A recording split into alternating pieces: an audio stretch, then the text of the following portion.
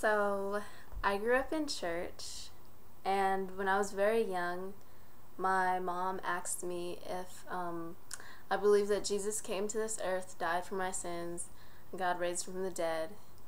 And I said yes. I believed it in my heart and confessed it with my mouth, so I became saved.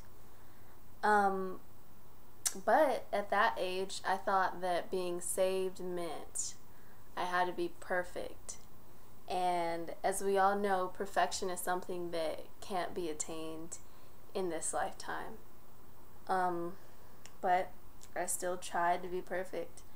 And when I was not perfect, I became really, really depressed. Also, at that age, I was awkward. That awkward pre-pubescent age that we all go through. And in junior high, I just thought, if a guy didn't like me, I would just die or something. Because, I'm full black, and I am not a curvy woman. And I was like, oh my gosh, like, where are my boobs at? And so I had really low self-esteem about that type of thing. And I was like, well, I'm black, I should be super curvy, but, everybody's different.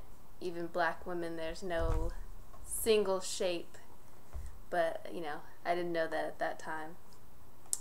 But, with all that combined and everything, I just didn't like myself. And I started crying myself to sleep at night.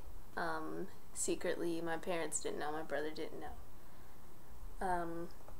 And it also got me really frustrated because I had food to eat, I had a good family, a good home, but I was still sad.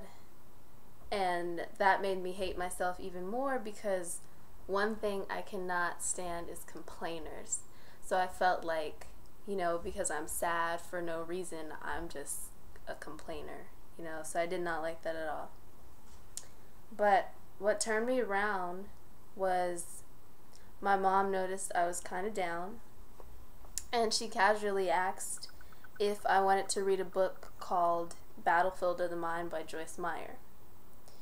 So I was like, whatever, she didn't pressure me or whatever, but in my own time, I picked it up and started reading it, and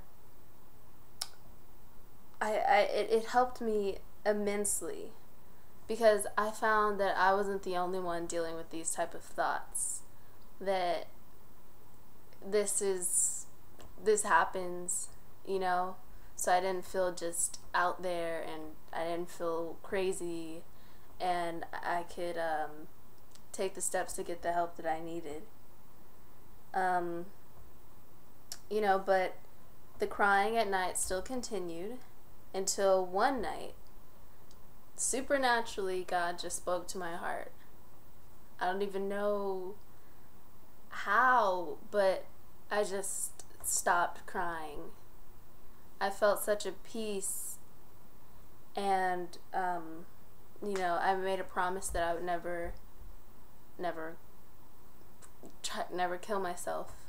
No matter how hard it gets, no matter how depressed in my mind I get, it's not gonna happen. So even after that, depression still comes and goes. Like, it's not something that's just cured forever. Like, I have to stay on top of it. And I have to keep myself positive and encouraged and uplifted all the time. And, I know that God brought me to this earth for a reason.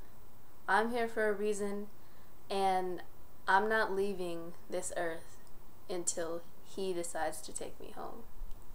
So, I'm Christina Moses, and I'm a part of the Free Yourself movement.